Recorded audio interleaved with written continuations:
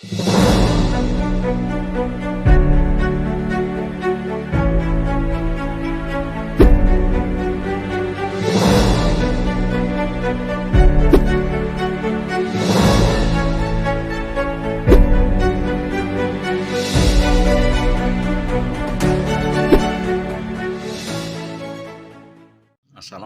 warahmatullahi wabarakatuh. Jumpa lagi dengan kami Dunia Gaharu Channel.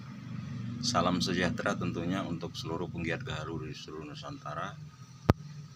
Kali ini kita akan memuat tutorial banyak pertanyaan bagaimana bentuk gaharu dan bagaimana prosesnya.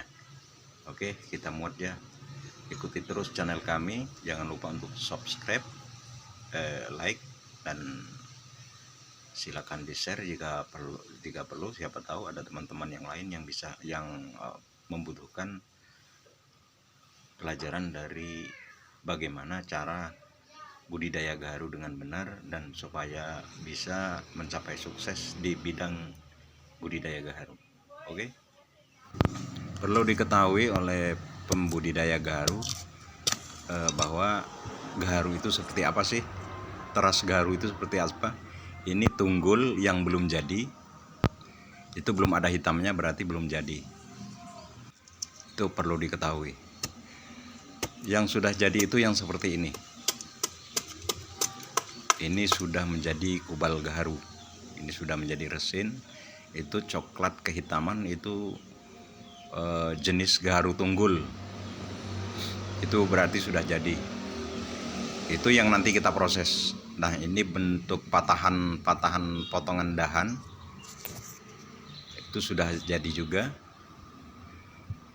Nah, ini potongan dahan yang tadi kita perlihatkan, ini sudah kita ambil dan kita tipiskan sedemikian rupa. Nanti kita proses untuk dibersihkan. Ini tunggul yang sudah kita ambil, yang sudah jadi tadi, itu garis hitam tipis, itu kubal gaharunya. Nanti kita perlihatkan bagaimana prosesnya. Sebelum kita proses pembersihan, kita harus mengenal ini pahat atau pisau carping. Di dalam dunia gaharu ini disebut pisau carping. Tapi bagi petani ini pahat namanya, pahat gaharu. Itu berbagai bentuk dan ukuran. Ada ukuran kecil itu untuk finishing. Nah, ini untuk finishing. Fungsinya untuk pembersihan terakhir. Ini untuk yang pertama dibersihkan, itu ukurnya agak besar. Ukuran pahatnya lumayan besar itu untuk. Nah, ini untuk mengais, untuk membersihkan di celah-celah yang sempit.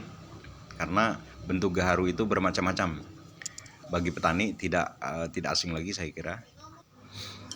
Oke, kita proses. Untuk selanjutnya kita proses. Ini kubal gaharu tunggul yang kita ambil. Untuk langkah awal pembersihan kita memakai pisau carping yang ukuran besar. Itu kayunya berwarna putih, itu dibersihkan dengan pahat. Ini prosesnya ya. Ini proses carping gaharu atau proses pembersihan gaharu supaya dia bisa diuangkan atau bisa dijadikan uang. Ini prosesnya.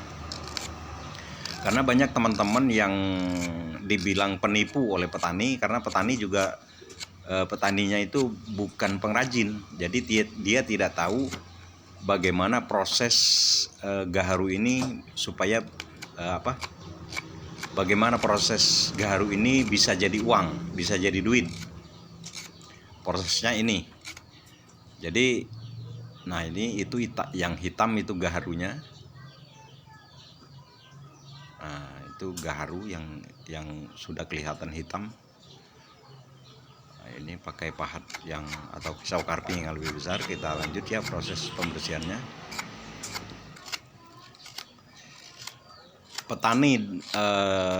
Petani dengan pengrajin itu beda. Karena pengrajin sering saya dengar itu pengrajin dianggap penipu oleh petani karena harga gaharu katanya mahal, tapi dia mendapatkan uang kebagian sedikit gitu. Nah, ini kita proses pembersihan, itu ada celah yang agak sulit kita bersihkan, kita potong saja itu, potong dengan memakai gunting kayu. Jadi celah-celah yang sempit itu bisa kita bersihkan dengan maksimal. Inilah prosesnya. Jadi proses gaharu bisa menjadi uang itu sangat panjang. Jadi bagi petani gaharu, kalau mau menikmati hasil yang lebih besar, dia harus jadi pengrajin juga. Jadi harga gaharu itu memang tinggi, tapi di dalam budidaya gaharu itu ada proses nanam, proses perawatan, proses pengambilan, proses pembersihan. Ini semua ada proses. Jadi masing-masing proses itu ada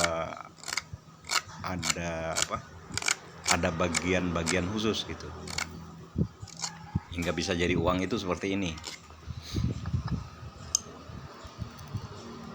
Ini proses finish, kita melakukan finishing dengan memakai pahat atau pisau carving yang lebih kecil.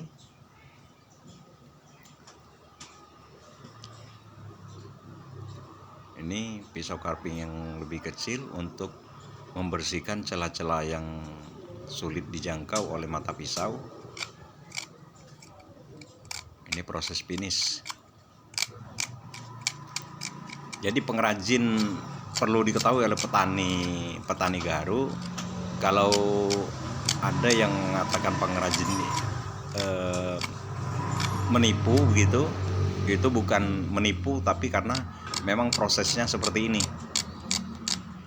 Jadi misalkan pembagiannya 50-50 atau 60-70 untuk pengrajin, 30 untuk petani, itu sudah wajar karena prosesnya seperti ini.